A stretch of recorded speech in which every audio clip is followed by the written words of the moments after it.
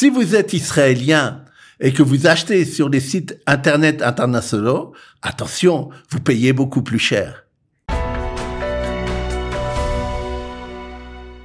Nous sommes avec Daniel Guggenheim, notre cher économiste, pour parler des conséquences économiques suite aux résultats des élections législatives en France.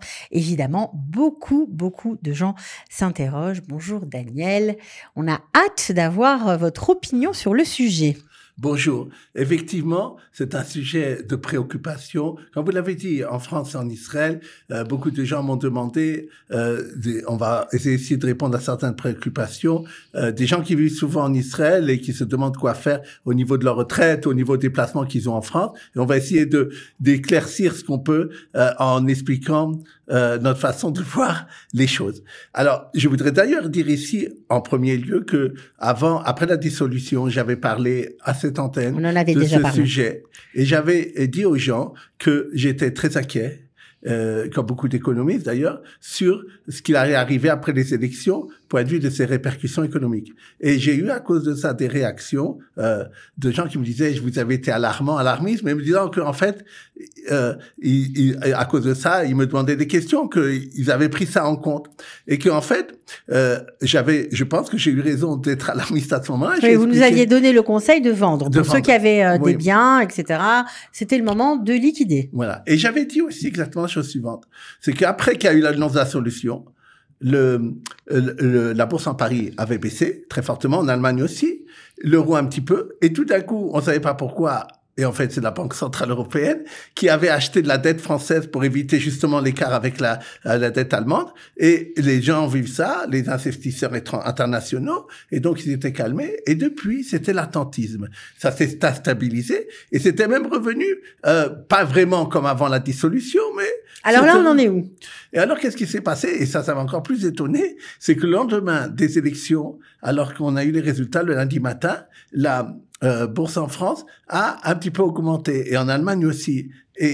Or, j'ai entendu que à la week-end, des grands investisseurs étrangers ont demandé aux sondeurs, à moi vous pouvez le dire, c'est-à-dire que en France on n'est pas à dire officiellement, qu'est-ce que vous voyez comme tendance? Ils ont dit, ce qu'on peut vous dire, c'est ce qu'on voit, c'est que le Rassemblement national n'aura pas la majorité absolue. C'était une partie de la crainte des investisseurs, c'est qu'en se disant que s'il y a un gouvernement comme ça fera un problème, ça sera populiste, etc., ou point de vue des marchés, ça peut faire problème.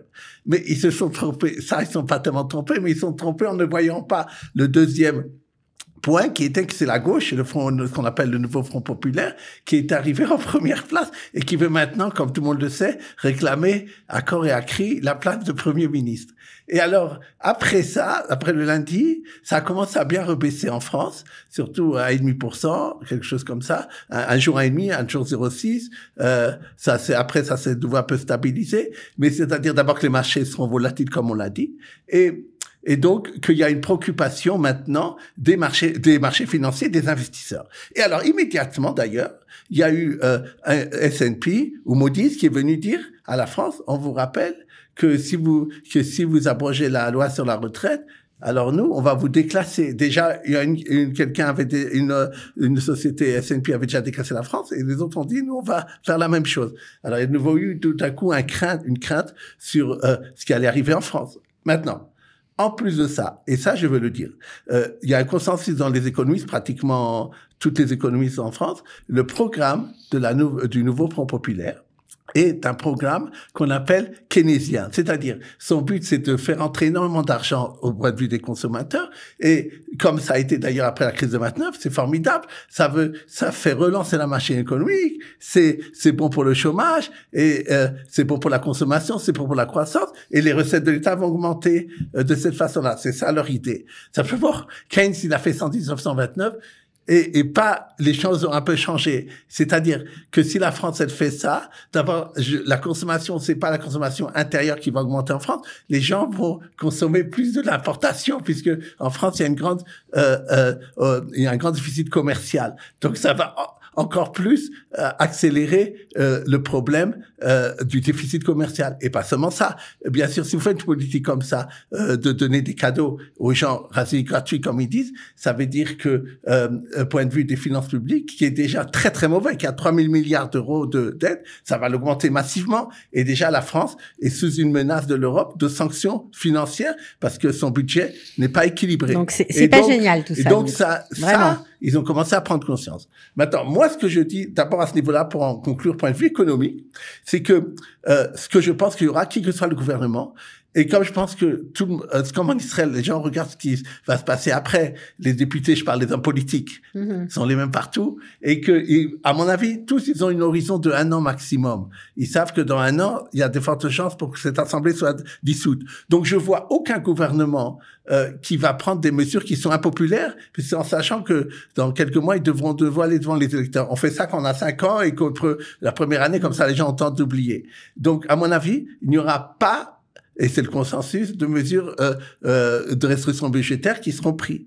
Maintenant, au contraire, je vois d'ailleurs une majorité pour ça, de mesures populistes qui sont et acceptées par l'Assemblée nationale et par le Front de gauche, par exemple concernant la retraite, en tout cas changer un peu la réforme qui a été faite. Et donc, c'est ce que je vois, c'est que de toute façon, ce qui arrivera, c'est qu'il y aura énormément de dépenses en plus pour l'État français et que, par exemple, les agriculteurs ont dit, il y a une loi maintenant qui va être appliquée à cause de la solution, elle ne sera pas appliquée. Nous, on va de nouveau brûler la France si vous ne faites pas la loi. Et donc ça, c'est évident que les marchés vont le voir. Et donc, ce que j'ai dit reste vrai, c'est qu'il y aura d'abord une énorme volatilité du marché, et je pense, et tout le monde dit qu'il y aura tendance baissière à la Bourse de Paris, sans doute aussi dans les autres bourses européennes. Donc le mot d'ordre reste le même, il faut vendre.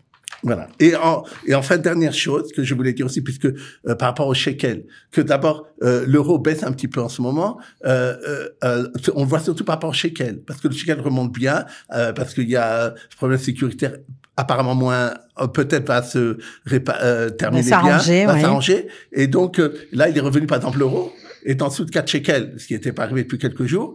Et donc, ça aussi, ça va dépendre aussi du problème sécuritaire. Mais de toute façon, je dis toujours pour les gens qui sont en Israël, ça je veux le dire, que c'est d'être en shekel. Maintenant, une dernière chose que je voudrais dire pour ne pas oublier, par rapport à ce que les gens qui ont des retraites ou des mesures qui pourraient être rétroactives pour leur faire.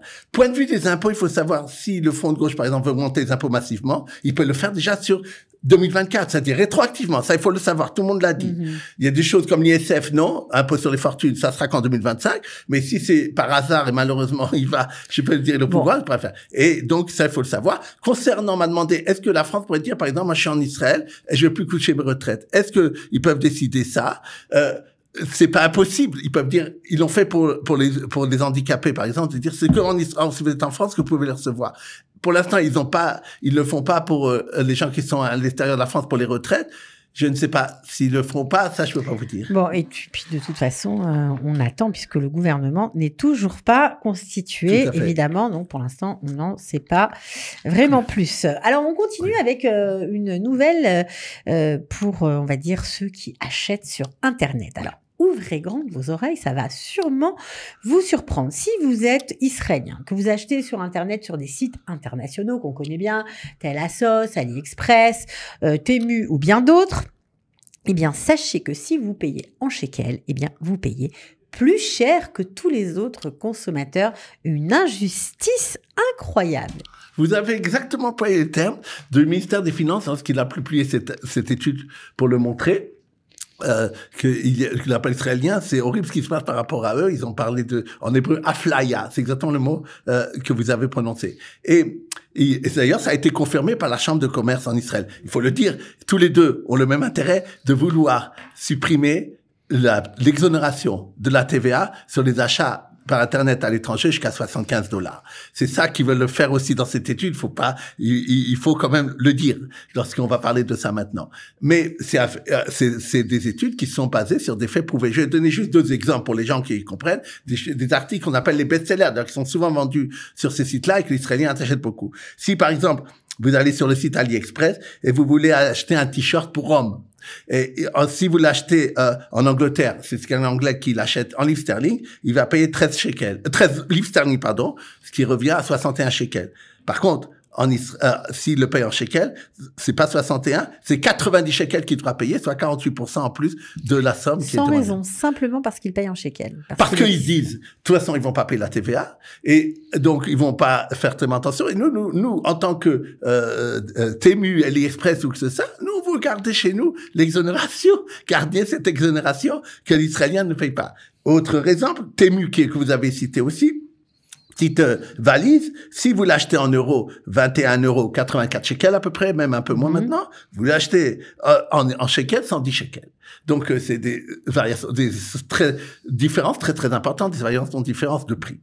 Alors, vous voulez me dire, moi, je fais pas que vous donner des faits, je vous donne souvent des solutions, Oui. Daniel. On aime bien ça chez vous. Alors, qu'est-ce qu'on fait pour payer moins cher? Exactement. Alors, l'article que je voyais, il disait la chose suivante. Qu'est-ce qui se passe? C'est que ces sites-là remarquent que vous êtes israélien. Comment ils le savent? Parce que vous allez, leur carte de crédit que vous présentez au site, ils le voient tout de suite que c'est une carte de crédit. L'adresse, le pays de connexion, etc. Ils voient ça aussi. Oui, bien sûr. mais ils voient surtout la carte de crédit carte parce de que vous pouvez aussi faire votre achat quand vous êtes par le téléphone Oui, ou bien que vous sûr. êtes n'importe Bien où. sûr, Je bien suis sûr. pas sûr que c'est ça qui est là. Dans l'article, il disait que leur façon de voir que vous êtes israélien, c'est que vous utilisez une carte de crédit israélienne.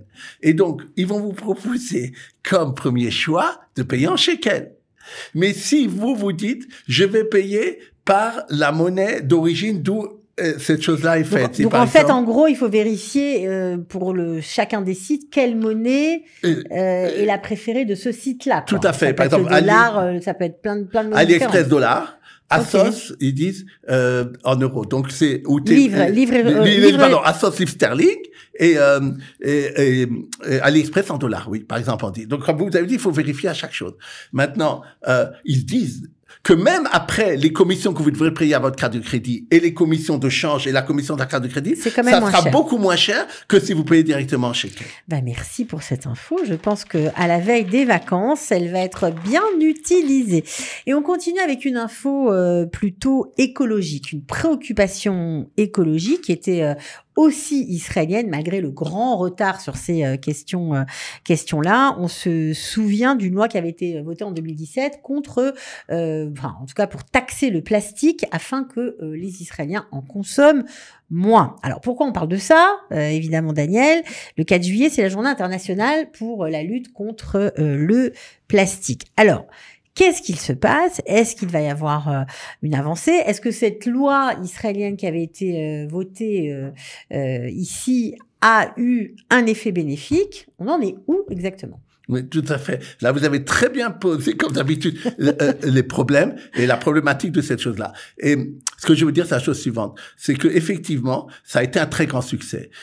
L'année 2016, qui est avant l'application de la loi, il y avait 1,7 milliard de sacs en plastique qui étaient donnés par les différents super et autres choses. C'est énorme parce qu'on sait que le plastique n'est pas biodégradable, donc il se retrouve partout dans la nature et dans les océans. Ça tue des milliers de poissons, c'est terrible. Tout à fait. Et maintenant, on en est à 473 millions en 2023. Donc, une différence, ils disent, de 70%. Et on voit énorme. cette baisse constante, qu'on est arrivé maintenant à des chiffres très, très importants. Il faut savoir que l'argent qu'on paye, on n'est pas content de payer les diagorotes ou bien des amendes. On paye pour les ceux qui sacs le en font pas. plastique, voilà, pour essayer de dissuader le consommateur d'en utiliser, tout simplement. Tout à fait. Ça va au nettoyage des plages et aussi à l'information et à l'éducation pour justement ne pas trop polluer avec le plastique. Donc, l'économie qu'on a fait, enfin, en tout cas, quand on paye 10 shekels, 10 agourotes le sac en plastique, ça va pour ça. nettoyer les plages. C'est plutôt sympa. Bon, tout ça, à fait. au moins pour ceux qui continuent à utiliser des sacs plastiques, voilà, leur argent est bien utilisé. On termine, Daniel, comme chaque semaine, avec une nouvelle économique concernant une belle start-up. Alors là, on va s'aventurer dans le domaine de la recherche avec la société Belkin. Qu'est-ce qu'ils ont fait, Belkin, eux qui sont spécialistes du glaucome? Oui, tout à fait. Belkin Vision, c'est le nom de cette société, a été fait en 2013. Il s'agit de l'utilisation de la technologie du laser dans le traitement pour les yeux, pour les maladies des yeux, notamment le glaucome, qui est une cause très importante de la cécité dans le monde. 70 millions de personnes souffrent de cette maladie dans le monde. Et ils ont trouvé une technique qui a été acceptée par la FDA.